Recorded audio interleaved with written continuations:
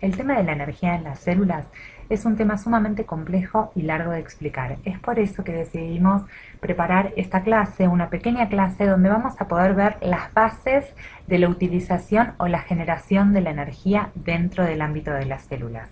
Y la preparamos dividiéndola básicamente en tres partes.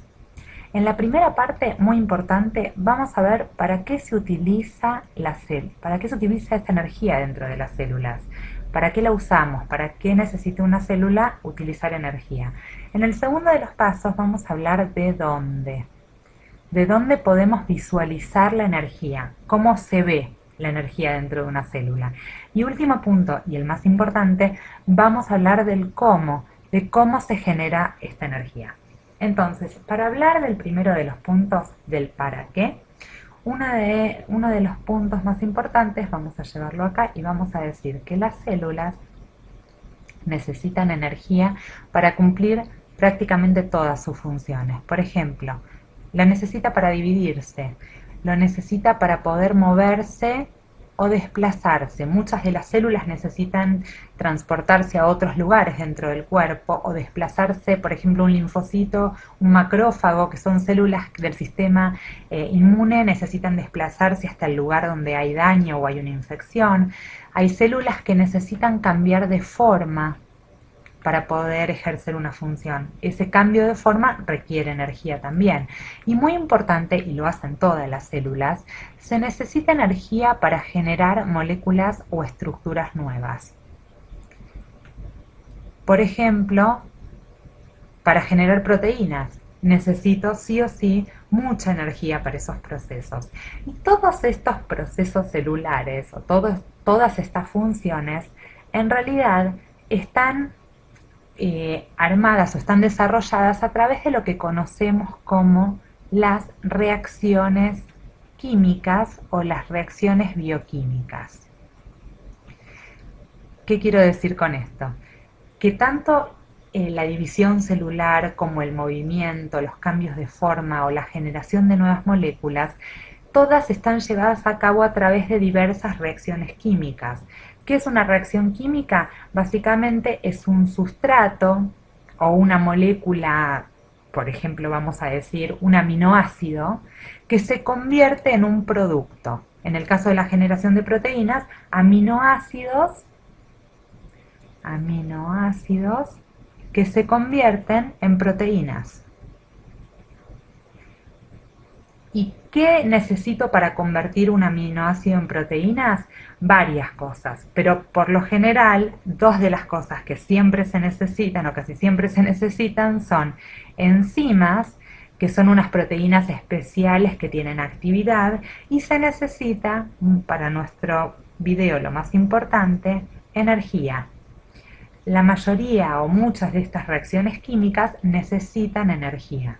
Entonces, si quisiéramos dividir, vamos a borrarlo acá para poder hacerlo en este mismo lugar. Si quisiéramos dividir acá las reacciones químicas en dos grupos, podríamos hacerlo de la siguiente manera y decir que las reacciones químicas están divididas en dos tipos. Las reacciones exergónicas, quizá lo vieron en los libros de texto, y las reacciones endergónicas.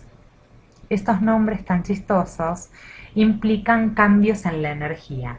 En el caso de las reacciones exergónicas, se llaman así o se denominan así porque liberan energía. Y el caso de las endergónicas es porque absorben o requieren energía. ¿Qué quiero decir con esto? Que existe un delicado equilibrio entre estos tipos de reacciones. Va a haber reacciones en las células que liberen energía y va a haber otras reacciones en la célula que la necesiten esa energía. Por eso es muy importante que siempre haya un equilibrio entre las reacciones que van a liberar esa energía para que esa energía pueda servir para las reacciones endergónicas. Vamos a poner dos ejemplos de reacciones exergónicas y endergónicas por si hasta ahora no quedó claro. En general, las reacciones endergónicas implican romper moléculas. Romper moléculas. ¿Por qué? Porque al romper una molécula se libera energía. Y al revés, en las reacciones endergónicas, lo que más se observa dentro de este grupo son las reacciones de generación de nuevas moléculas. La generación de nuevas moléculas se conoce como anabolismo. El anabolismo es la generación de nuevas moléculas.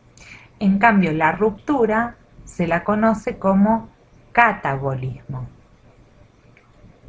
o reacciones catabólicas, o reacciones anabólicas, así lo van a poder encontrar en los textos.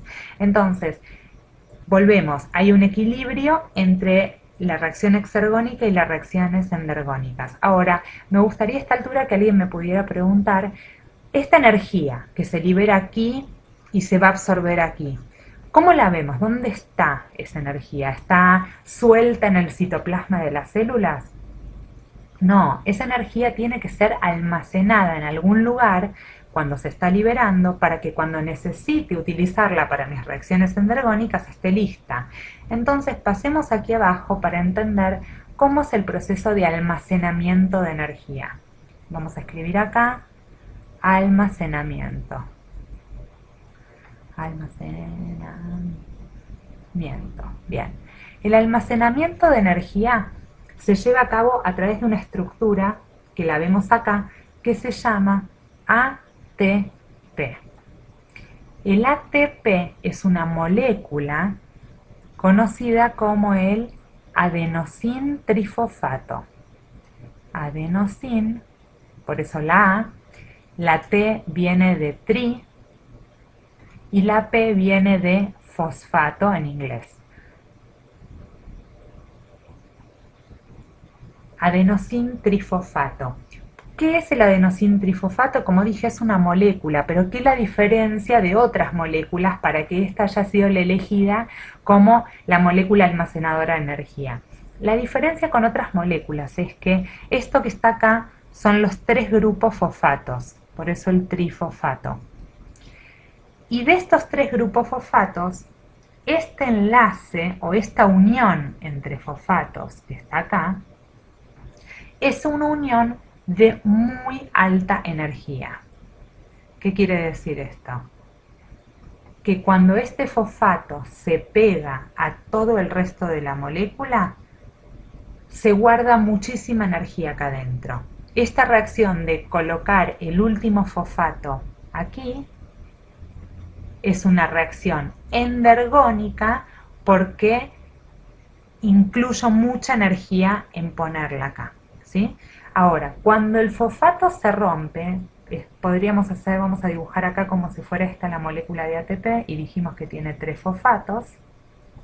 Si este fosfato que está aquí se rompe y se va, la eliminación de este fosfato, como dijimos, romper moléculas, es una reacción catabólica, es una reacción exergónica, libera energía. Entonces, lo más fácil para una célula es guardar esa energía en forma de moléculas de ATP y cuando necesito usar esa energía, lo único que tengo que hacer es romper este fosfato y así obtengo la energía. Entonces, estas moléculas de ATP se generan en todas las células del organismo. Por eso vamos a pasar a la tercera parte de la clase para ver cómo generamos la molécula de ATP. Y la generación de moléculas de ATP se hace a través de un mecanismo conocido como la respiración celular. La respiración celular. ¿Cuál es el objetivo principal de la respiración celular? Generar ATP. ¿Y qué es la respiración celular en sí? Es una serie o grupo de reacciones químicas o bioquímicas, de reacciones químicas que se producen dentro de una estructura, dentro de la célula llamada mitocondria. Si pudiéramos visualizar una célula con su membrana, veríamos que dentro de las células existen unas organelas llamadas mitocondrias que tienen como una membrana interna en forma de crestas o dobladas, y dentro de esas crestas, voy a dibujar una más grande para poder verlo por dentro, esta zona que está acá adentro se conoce como la matriz mitocondrial, porque es la matriz de la mitocondria, mitocondrial. Y en la matriz mitocondrial es donde van a ocurrir todas esas reacciones químicas que forman la respiración celular. ¿Y qué es la respiración celular? Si nosotros pudiéramos unir todas esas reacciones químicas, el resultado diríamos que es así. Necesitamos para empezar glucosa. La glucosa, que es un carbohidrato y que podemos encontrarlo en muchos de los alimentos que consumimos, tiene una fórmula de átomos que es 6 átomos de carbono con 12 átomos de hidrógeno y 6 átomos de oxígeno. Cuando la glucosa entra a las células de nuestro cuerpo, en presencia de 6 moléculas de oxígeno, estas se van a descomponer, se van a oxidar y van a terminar formando 6 moléculas de dióxido de carbono, también agua, y lo más importante es que van a producir hasta 38 moléculas de ATP. Toda la energía que se obtiene por solamente oxidar una molécula de glucosa. Imagínense que la cantidad de glucosa que entra a una célula por día es tan grande que con eso generamos muchísimas moléculas de ATP, que es nuestro reservorio energético. Y esta es la energía que se va a utilizar en todo el resto de las reacciones que necesitemos para que la célula pueda sobrevivir. Y entonces te espero en los próximos videos para seguir aprendiendo.